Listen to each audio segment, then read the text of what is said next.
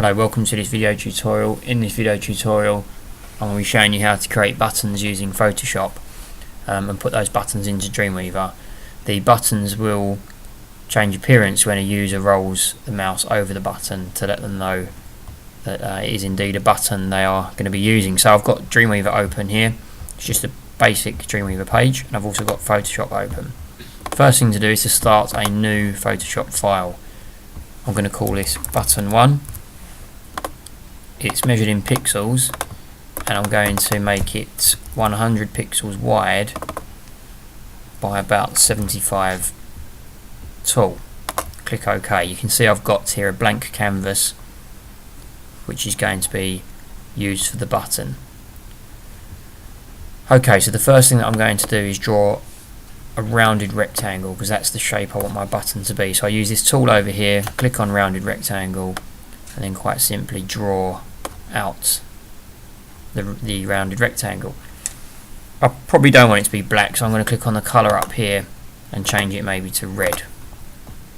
Okay, next thing I want to do is select the text tool, and then I'm just going to click once on the red button and the text shows.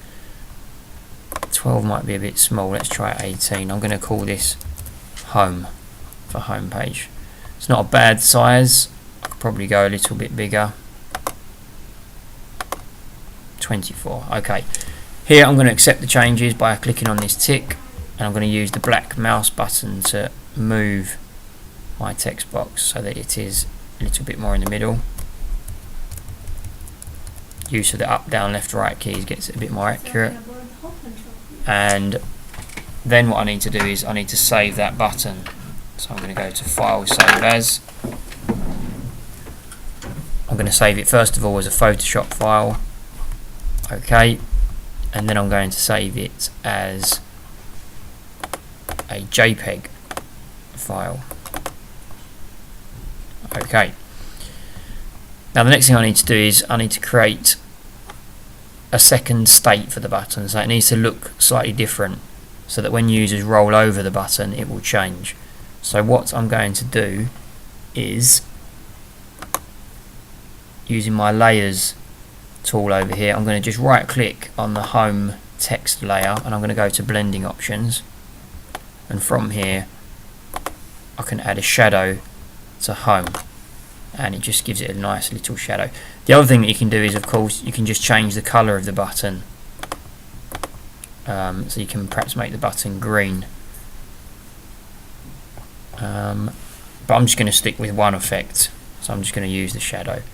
Okay, this time I save it, but I'm probably going to save it as button 1 over, and that basically means when the mouse moves over the button, that's what it's going to look like. Again, I'm going to save it as JPEG also.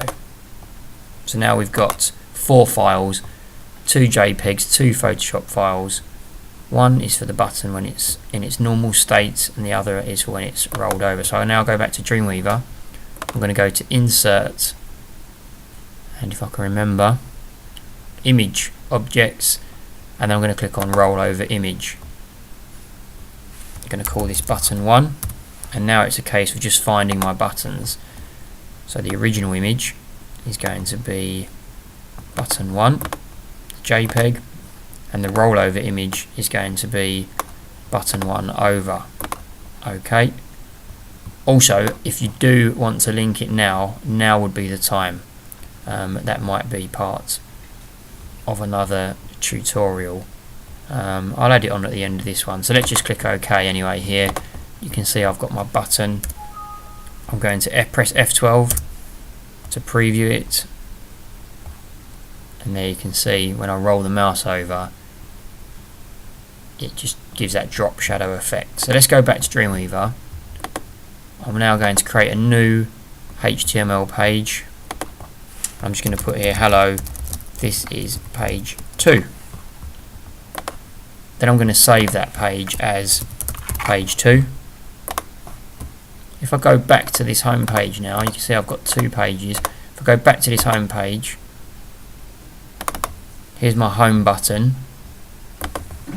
Down here I've got a little link option. So what I'm going to do is use the folder. Oh, it doesn't like that. Let's try that again. I just click on the link here. I'm going to type, in fact, page2.html. Hit enter. Now if we press F12 to preview it, the rollover should work. Sometimes they don't because of certain settings on our machines, but I'll have a look at that. Anyway, when I click on that, it should now load page 2, which it does. Okay, so that's how to insert buttons.